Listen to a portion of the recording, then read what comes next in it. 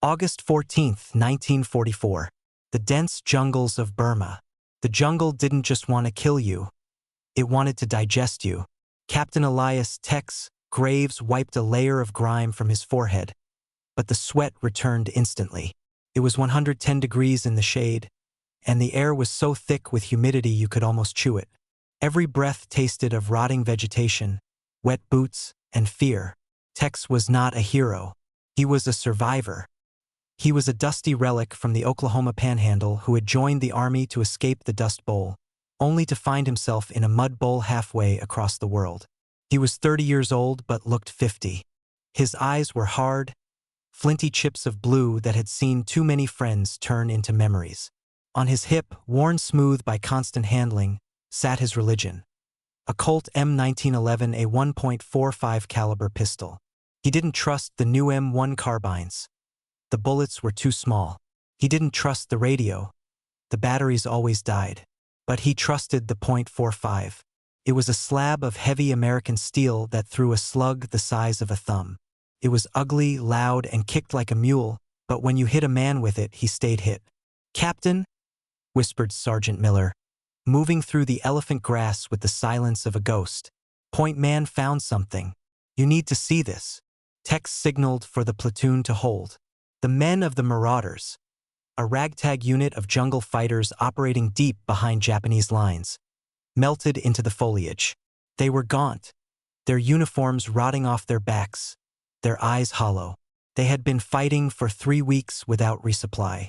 Tex moved forward, crouching low. He found the point man, a young corporal named Jenkins, standing over a clearing. Jenkins was shaking. "Look, Cap," Jenkins said, his voice trembling. In the center of the clearing lay 3 bodies. They were British Chindits, long-range penetration troops. They hadn't been shot. They had been butchered. Their heads were missing. Tex knelt. The cuts on the necks were impossibly clean. Surgical. No jagged tearing of a bayonet. No messy hacking of a machete. This was one stroke, through bone and muscle, delivered with terrifying power and precision. "Officers," Tex noted, pointing to the pips on the bloody collars. "Only the officers." He stood up, scanning the dark wall of trees around them. He felt eyes on him. Not the eyes of a sniper, but something heavier.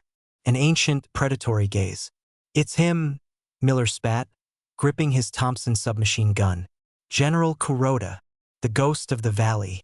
General Takashi Kuroda was not a myth, though the intel boys in Delhi liked to pretend he was. He was a relic of a different age. A descendant of a samurai line that stretched back 400 years, Kuroda believed that modern warfare, with its artillery and airplanes, was a vulgarity. He believed in Bushido, the way of the warrior. He commanded the Imperial Japanese 18th Division's rearguard, tasked with holding this valley to allow the main force to retreat. But Kuroda wasn't retreating. He was hunting. "He's baiting us," Tex said, looking at the bodies. "He knows we're tracking him. He killed these men to slow us down, to make us angry." "It's working," Miller growled. "I want to put a bullet in his skull." "You won't get the chance if we walk into his kill zone," Tex said.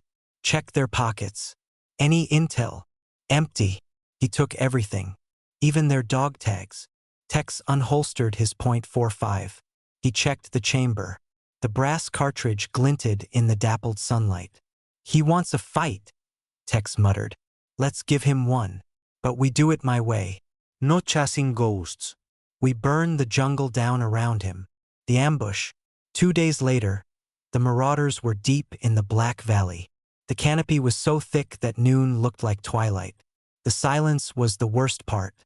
In the jungle, silence meant the birds and monkeys had seen something you hadn't. Tex was walking third in line. He stopped. The hair on the back of his neck stood up. It was an instinct he couldn't explain, a survival mechanism honed by 2 years of close-quarters combat. "Down!" Tex screamed. The jungle exploded. It wasn't a disorganized attack. It was a symphony of violence.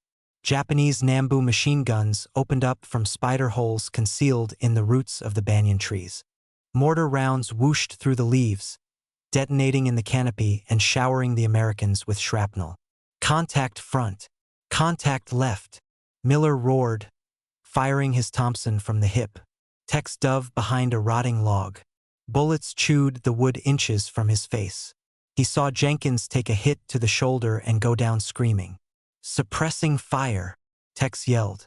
He popped up, leveling his .45. He saw a shape moving in the bamboo. A Japanese officer waving a sword, leading a banzai charge. Tex didn't panic. He breathed out. He fired. Bang! The officer crumpled, the sword flying from his hand. But there were more of them. Dozens. They weren't firing. They were charging with bayonets, screaming, Tenno Hika Banzai! Long live the Emperor! They wanted close combat.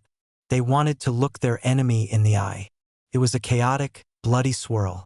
Tex shot another soldier at point-blank range. His slide locked back. Empty. A Japanese soldier lunged at him with a bayonet. Tex sidestepped, slamming the heavy steel frame of his empty pistol into the man's temple. The man dropped. Tex slammed a fresh magazine home. Click-clack. Pull back, Tex ordered. To the ridge. Fall back to the ridge. They retreated up the muddy slope, dragging their wounded. The Japanese didn't follow. As abruptly as the attack had started, it stopped. The jungle went silent again. The message. That night, the marauders dug in on a rocky outcrop overlooking the valley. They were low on ammo. They had no radio contact with base. They were cut off. Tex sat by a small fire, cleaning his pistol. He disassembled it blindly, wiping the mud from the recoil spring. Captain, a sentry whispered. You got a visitor. Tex reassembled the gun in 2 seconds. Who? Not who. What? Tex walked to the perimeter. Stuck onto a tree with a combat knife was a piece of paper. It was thick, high-quality rice paper. Tex pulled it down. The handwriting was elegant, written in perfect, Oxford-educated English. To the commander of the American unit, you fight with the ferocity of a wild dog, but you lack the soul of a warrior. You hide behind trees. You rely on volume of fire rather than skill. My ancestors defended this land with honor. I offer you a chance to die with dignity. Tomorrow, at sunrise, meet me at the bridge over the River Kwai. Just you. Just me. If you win, my men will allow yours to pass. If I win, your head will adorn my gate. Do not disappoint me. General T. Kuroda. Miller read the note over Tex's shoulder. He's crazy. It's a trap, Cap. We go down there. Snipers will pick us off. Tex looked at the note. He looked at his exhausted men. They were bleeding, starving, and out of water. If they tried to fight their way out through the battalion waiting in the valley, they would be wiped out. Maybe, Tex said. Or maybe he's just arrogant enough to mean it. You can't be serious, Miller said. You're not going to duel a samurai general. He probably trains with that sword 6 hours a day. You're a rancher, Texas. You know how to rope cows, not fence. Tex holstered his .45. He patted the grip. I ain't planning on fencing, Sergeant. The long night.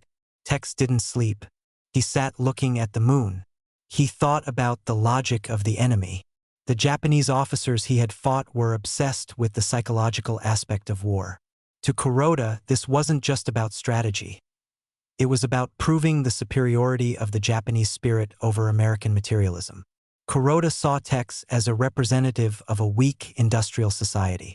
He wanted to break Tex to prove that the spirit was stronger than steel. Tex took out a whetstone and sharpened his combat knife. Not because he planned to use it, but because the rhythmic SHHH sound calmed his nerves. He checked his pistol magazines. He had 3 left, 21 rounds. He took a round out and looked at it. A 230-grain full metal jacket. A dull, heavy lump of lead. Honor, Tex whispered to the darkness. Honor is for the history books. Winning is for the living. The sunrise. The sun rose like a blood blister over the jungle canopy. The mist clung to the river below.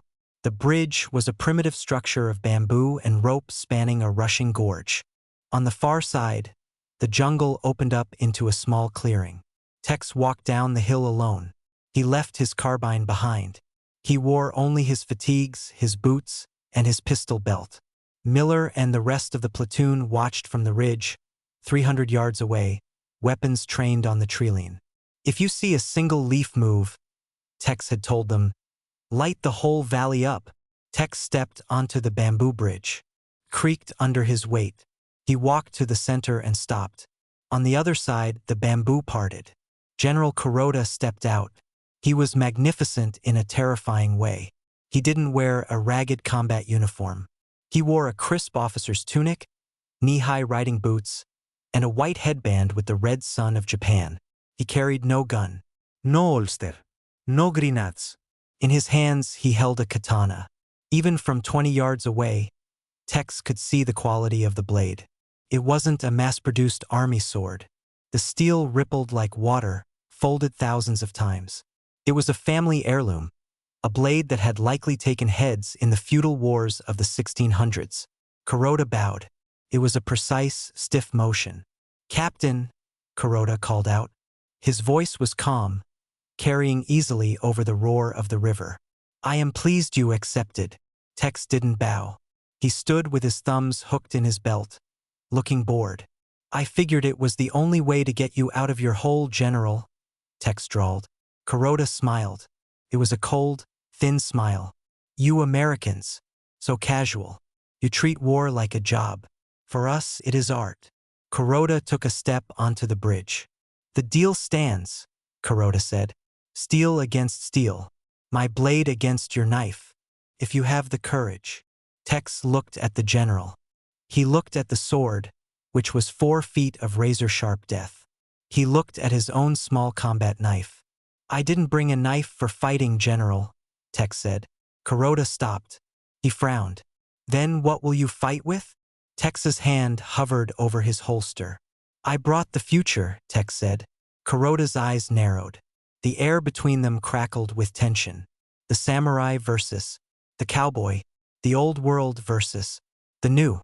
Kuroda tightened his grip on the sword. He shifted his stance. He was fast. Tex knew that. At this distance, 20 feet, a swordsman could close the gap before most men could draw. "Draw your weapon then," Kuroda commanded, raising the sword above his head in a striking stance. "Let us see if your machine is faster than my spirit." Tex took a deep breath. The humidity vanished. The noise of the river faded. His world narrowed down to the front sight of his 1911. "Your move, General," Tex whispered. Kuroda screamed, "A guttural ki!" That was meant to paralyze his enemy with fear, and charged. The bridge of no return. General Kuroda didn't run, he flowed. He moved across the swaying bamboo slats with a grace that defied gravity. He covered the 20 feet between them in less than 2 seconds. The katana, a blur of polished steel, whistled through the air, aimed directly at Tex's neck. It was the perfect strike. A kesagiri, a diagonal slash meant to cleave a man from shoulder to hip. But Tex Graves had grown up hunting rattlesnakes in the tall grass of Oklahoma. He knew that you don't watch the snake, you watch the strike. Tex didn't try to back up. Backing up was death. Instead, he dropped to one knee, letting gravity do the work. Swish. The blade passed inches above his head, slicing through the air with a sound like tearing silk. It was so close Tex felt the wind of it on his scalp. As he dropped, Tex's right hand was already moving.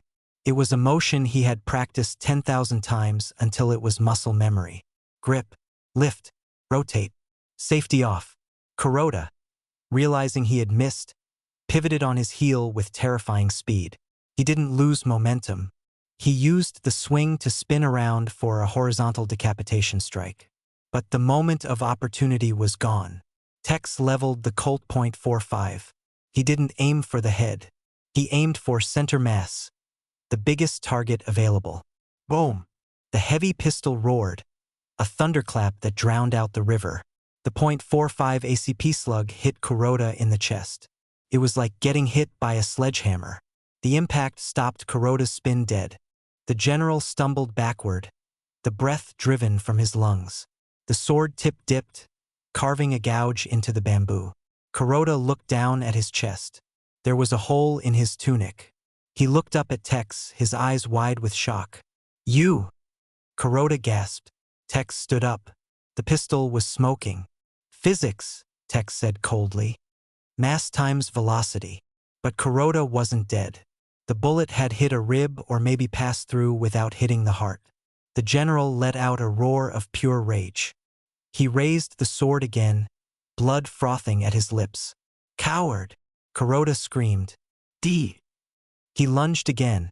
A desperate, clumsy thrust. Tex didn't fire again. He stepped inside the guard.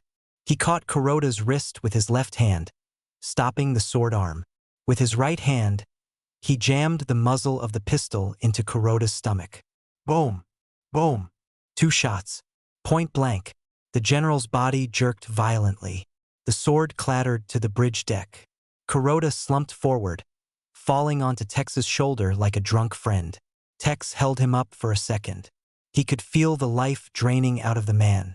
Spirit is good, General, Tex whispered into his ear. But lead is heavier. He let the body slide to the floor. The aftermath. Silence returned to the valley. The smoke from the .45 drifted over the river. On the far bank, the Japanese soldiers who had been watching from the trees were frozen. They had just watched their godlike commander, a man who claimed descent from the sun, get gunned down in 3 seconds by a dirty American. Tex picked up the katana. It was heavy, perfectly balanced. He wiped the blood off the blade with Kuroda's silk scarf. He looked up at the tree-line where the Japanese were hiding. He sheathed the sword and strapped it to his back.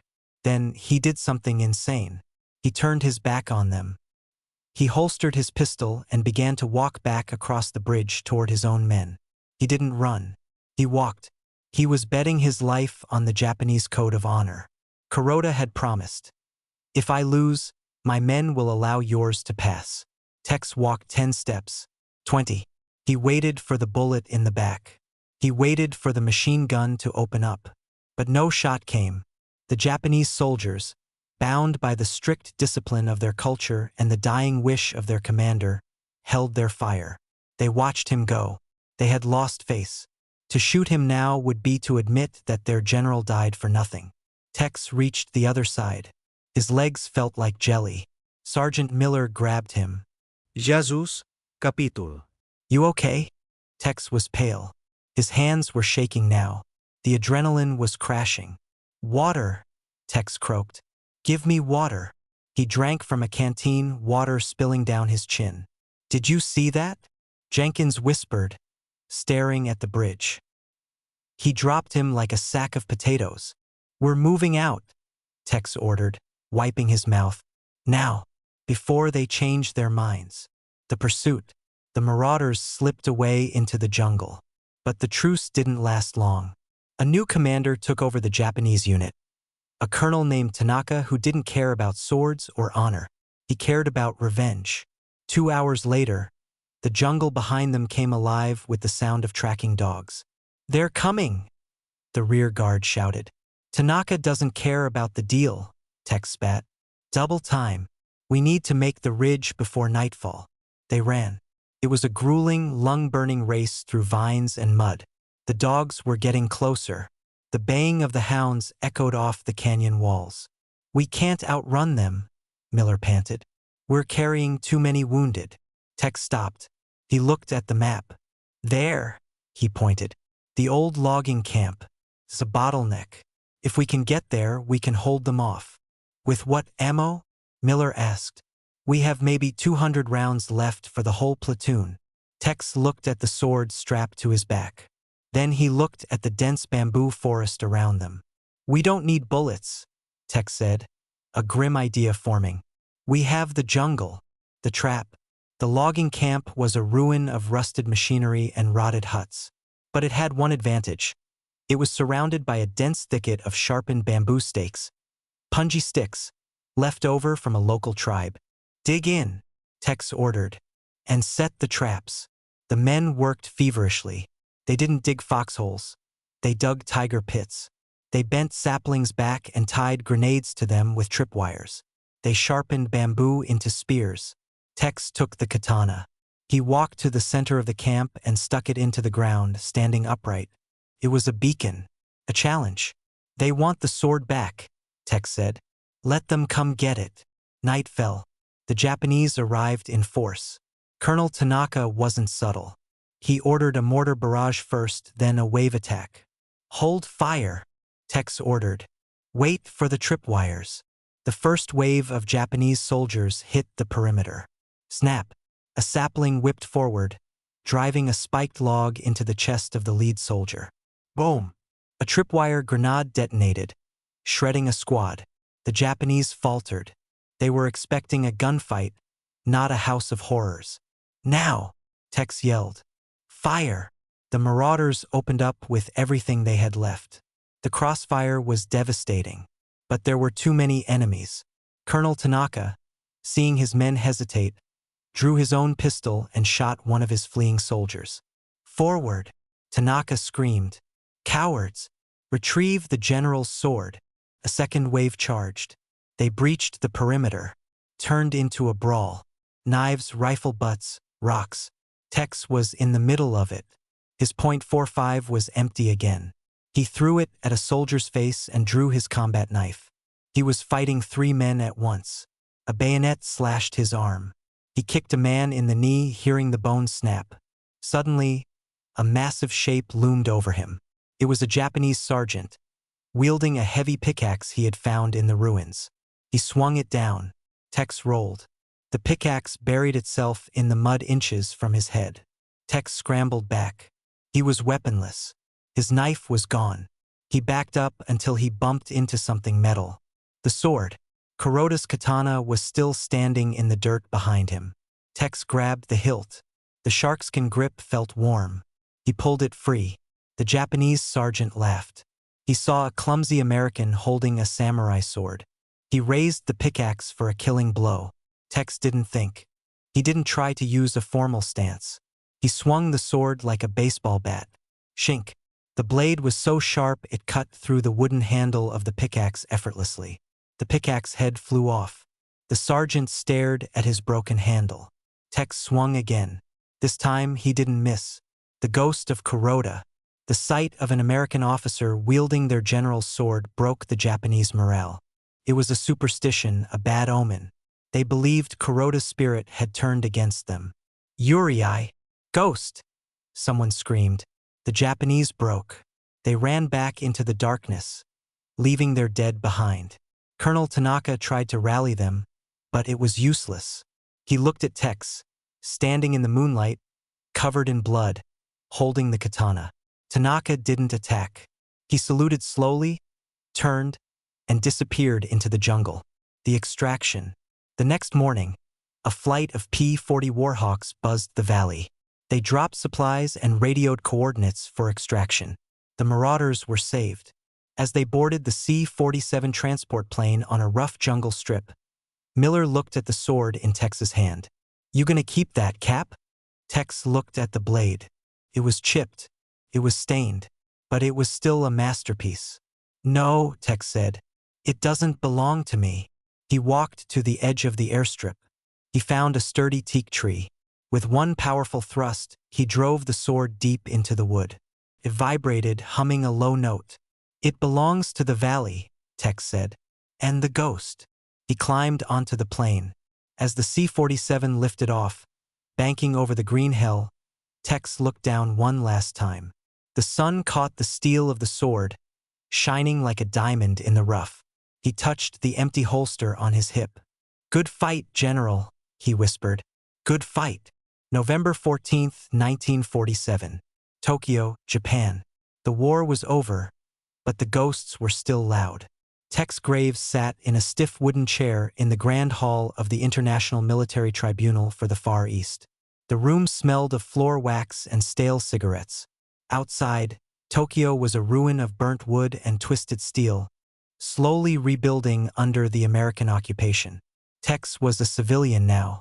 He wore a cheap suit that was too tight in the shoulders. He felt naked without his uniform, and even more naked without his .45 on his hip. Mr. Graves? The prosecutor asked, adjusting his glasses. Please state your rank at the time of the incident. Captain, U.S. Army Rangers, Tex grunted. And you are here to testify in the case of United States versus Colonel Tanaka? I am. Across the room, Colonel Tanaka sat in the defendant's dock. He looked thinner, stripped of his uniform, wearing a gray prison jumpsuit, but his eyes were the same, hateful, arrogant. Tanaka wasn't just on trial for the torture of POWs. He was trying to bargain for his life, and his bargaining chip was Tex Graves. Tanaka claimed that Tex had committed a war crime, the execution of General Kuroda under a flag of truce. The lie. The defense claims, the prosecutor continued, reading from a file, that on August 15, 1944, General Kuroda approached you unarmed, attempting to negotiate a surrender for his starving men, and that you, Captain Graves, shot him in cold blood. A murmur went through the courtroom. The press gallery scribbled furiously. That's a lie, Tex said calmly. He wasn't unarmed. He had a sword. He challenged me. A sword. The defense attorney, a sharp American lawyer assigned to Tanaka, stood up. Mr. Graves, do you expect this tribunal to believe that a modern general challenged you to a medieval duel? He was old school, Tex said. He believed in Bushido. Bushido? The lawyer scoffed. Or did you just panic? Did you see a Japanese officer walking toward you and pull the trigger because you were afraid? Tex looked at Tanaka. Tanaka smiled, a small, smug victory. There were no witnesses, the lawyer pressed. Your men were on the ridge, too far to hear the conversation. The Japanese soldiers are dead or missing. It is your word against Colonel Tanaka's. And Colonel Tanaka says it was murder. Tex clenched his fists. If they believed Tanaka, Tex could be charged. But worse than prison was the stain on his honor. He hadn't murdered Kuroda. He had given him the death he wanted. I need proof, Mr. Graves, the judge said, looking over his spectacles. Do you have any proof that this duel took place? Tex remained silent. He had left the proof stuck in a tree 3 years ago and 3,000 miles away. The box. Suddenly, the heavy double doors of the courtroom opened. An MP walked in, followed by a young Japanese man. He was dressed in a traditional kimono, walking with a solemn, quiet dignity. He carried a long, rectangular wooden box wrapped in purple silk. Your Honor, the prosecutor interrupted, a new witness has arrived. He claims to have evidence relevant to the death of General Kuroda. Who is this man? The judge asked. The young man bowed low. I am Kenji Kuroda, he said in perfect English, the son of General Takashi Kuroda. The courtroom went silent. Tanaka's smug smile vanished. He sat up straighter. Kenji walked to the witness stand. He placed the box on the table. Mr. Kuroda, the prosecutor asked, were you in Burma? No, Kenji said. I was a student in Kyoto, but my father's body was recovered by local villagers after the Americans left. They buried him, and they kept his possessions. Kenji untied the silk rope. He opened the box. Inside lay the katana. It was no longer pristine. The blade was rusted. The sharkskin hilt was rotting from the jungle damp. But the steel was still there. This is my father's sword, Kenji said softly. And how does this prove anything? The defense attorney snapped. It's just a rusty sword. Kenji looked at Texas. For the first time, their eyes met. Tex expected hate. He expected a son looking at his father's killer. Instead, he saw respect. My father, Kenji said, turning to the judges, wrote many letters home. He wrote about the cowboy captain who tracked him. He respected you, Captain Graves. Kenji reached into the box and pulled out a small, folded piece of paper. It was stained with dried blood and mud. This note was found in my father's pocket, Kenji said.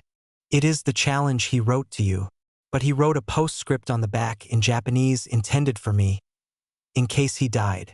The translator took the note. He put on his glasses. He began to read, his voice trembling. My son, the American accepted. We meet at the bridge.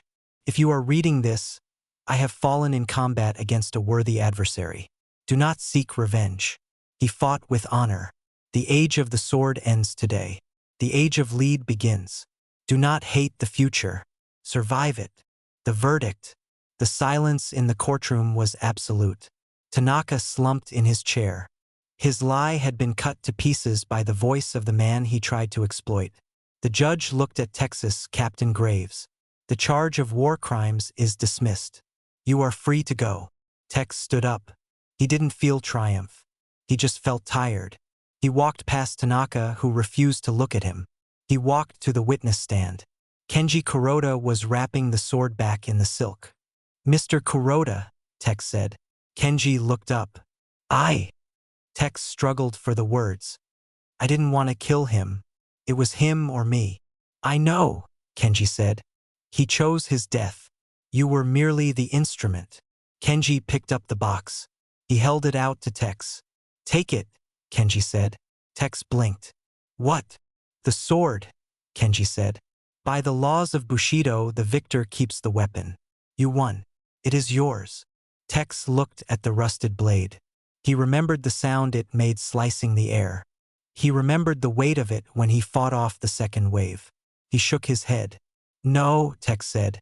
That sword belongs to the past. And I'm trying to live in the present. He reached into his pocket. He pulled out a Zippo lighter.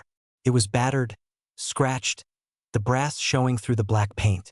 On the side, Tex had scratched, Burma 44. He placed the lighter on the table next to the box. My father gave me this when I left Oklahoma, Tex said. Trade you? Kenji smiled. A genuine, warm smile. He picked up the lighter. He flicked it open. The flame burned steady and bright. A fair trade, Kenji said. The last shot. 1985. Oklahoma. Tex Graves was an old man now.